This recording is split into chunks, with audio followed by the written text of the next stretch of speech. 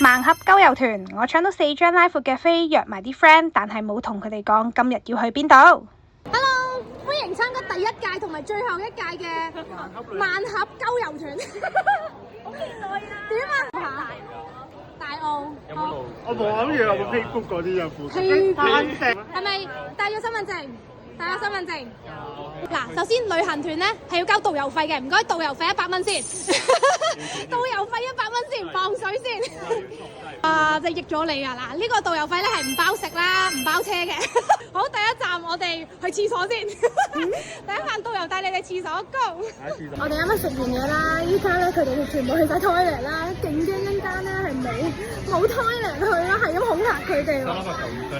依家準備搭呢架車出發。你哋一陣間記得準備身份證。身份證到。身份證。然後咧翻到屋企食。哦，佢哋話可以食嘅。你佢點樣安排啲食嘅嘢去？都係啲人揸車好耐食。喺嗰個。下一個站，下一個站。哦，其實嗰日你都有搭飛機。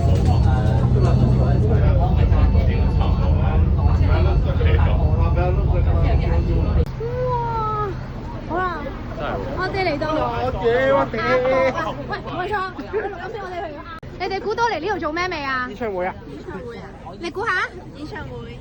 演唱會？邊個嘅演唱會啊 Baby Monster ？Baby Monster？我唔知喎。唔知。好興奮啊！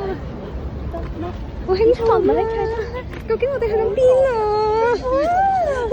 你哋睇唔清楚啊！究竟我哋睇緊邊個咧？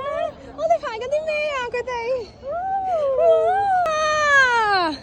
洪家豪，你咩反應啊？你係咩反應啊？你估到我哋睇邊個未啊？林宥嘉。洪嘉。仲有㗎，我哋近啲啦。我靠，拉褲。做咩你哋兩個好似咁失望咁嘅？冇錯啦，我哋今日係去睇拉闊演唱會嘅。入邊咧仲有邊個啊？有洪家豪啦，有林家謙啦，同埋陳健安嘅。哇！因為有林家謙，因為。我哋為咗家謙而嚟。